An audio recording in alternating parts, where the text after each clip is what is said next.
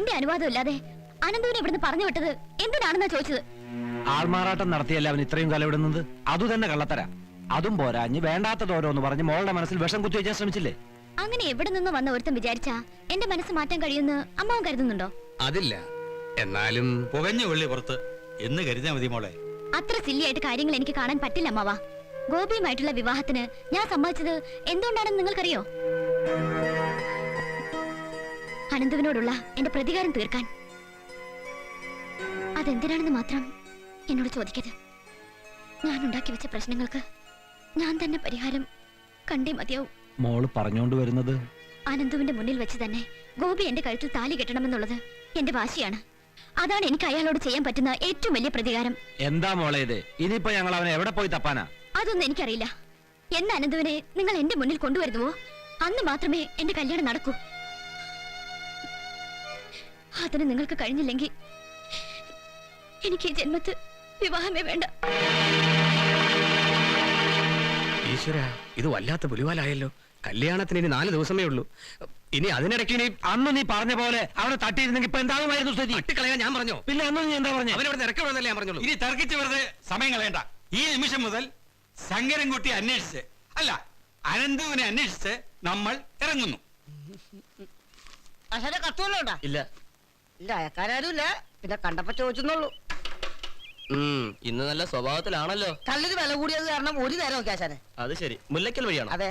ഈ കത്തൊന്ന് കൊടുത്തേക്ക്.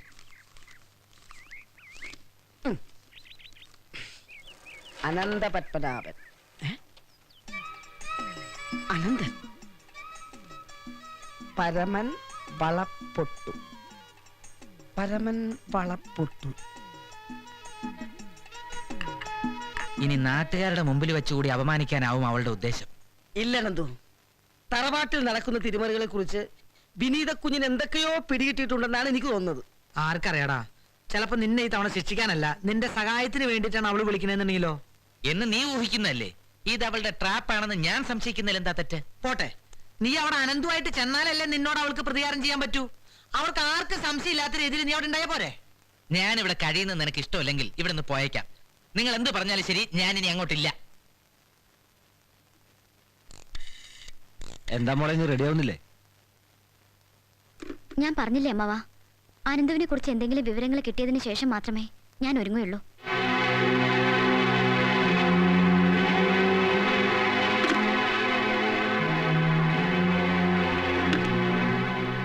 എന്റെ പ്രാർത്ഥനയ്ക്ക് ശക്തിയുണ്ടെങ്കിൽ മുഹൂർത്തത്തിന് മുൻപ് തന്നെ അനന്തു ഇവിടെ വരും.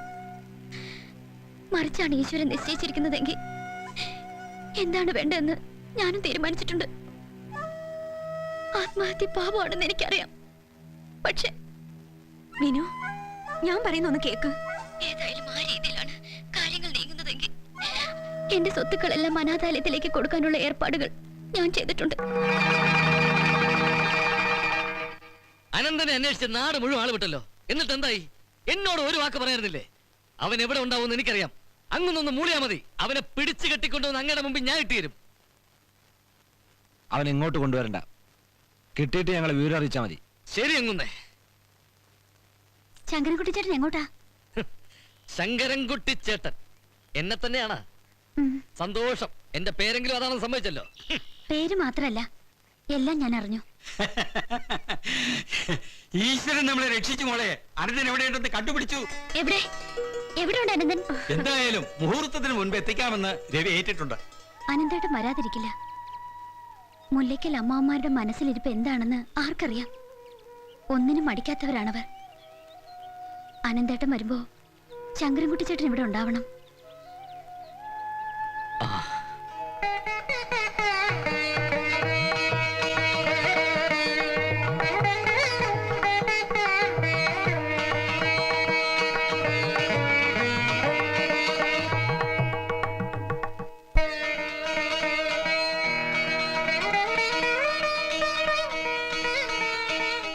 നമ്മുടെ ആൾക്കാർക്കെല്ലാം ഇവന്റെ ഈ ഫോട്ടോ കാണിച്ചു കൊടുത്തിട്ടുണ്ടല്ലോ.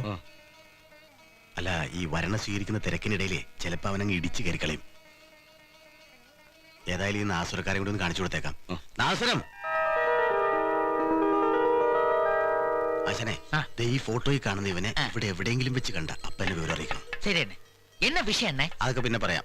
முனிச்சாமி என்னண்ணா பொன்னிச்சாமி ஏங்க இந்த போட்டோல இருக்கிற ஆளை உள்ள விடக்கூடாதான் புரிஞ்சுதா சரிங்க அது நான் பாத்துக்கிறேன் ஏன் அடிப்பா நான் அடிக்கிற மாதிரி அடிப்பா பாரந்த அடிப்பா அட நீ ஒண்ணு அடிக்கிறத சொல்ல வேண்டிய அவசியம் இல்ல அடிச்சா போதும் தெரிஞ்சுதா நீங்க பாடிக்கண்ணா அடியே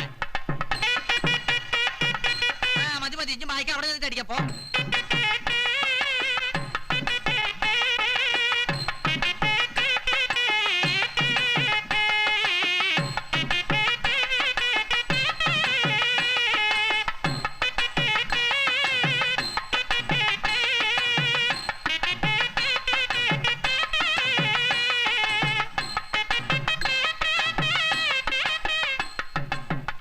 എന്താ നാദസ്വരക്കാരെല്ലാം താടിക്കാരാണല്ലോ നാദസ്വരോ അതോ താടിസ്വരോ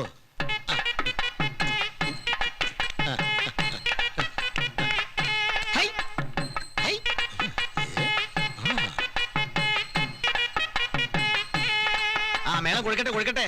മോനെ അച്ചോളിനെന്തി അപ്പുറത്തുണ്ടാ? ആ ഇത്രയും.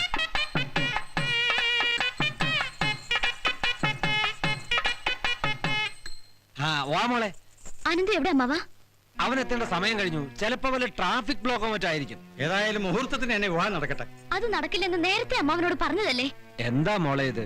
അനന്തുവിനോടുള്ള കണക്ക് തീർക്കലൊക്കെ വിവാഹത്തിന് ശേഷമാകാമല്ലോ. അത് പോരാ, അനന്തു എത്തിയാലേ എന്റെ വിവാഹം നടക്കൂ.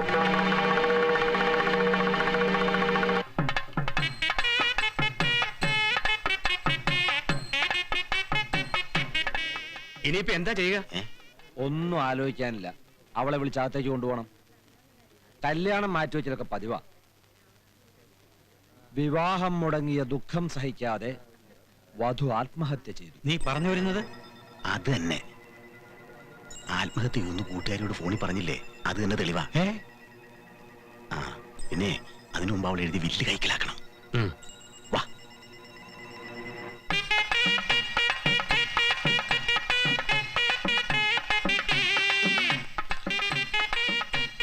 അനന്ത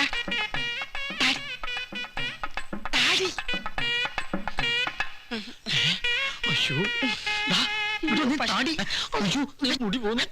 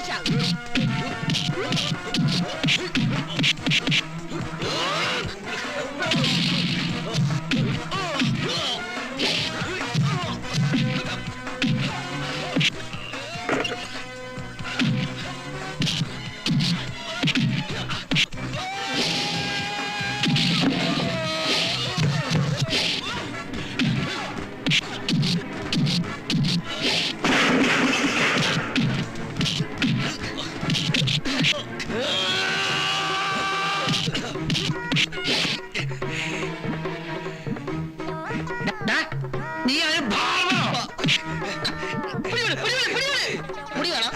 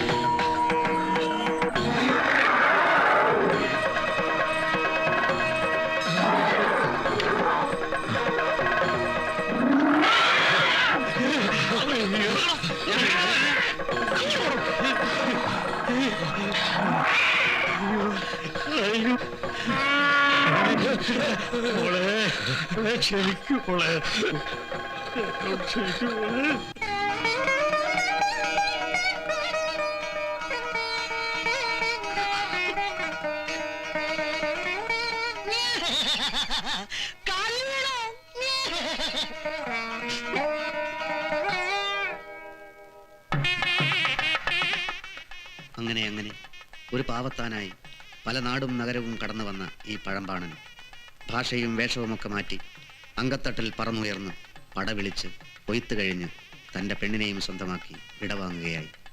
കണിയാൻ ഗണിച്ച ജാതകത്തിലെ ബുധനും ശുക്രനും കേതുവുമൊക്കെ അയാൾ കകമ്പടിയായി പുഴക്കക്കരേക്ക് പൂനില പാടത്തേക്ക് യാത്രയാവുകയായി.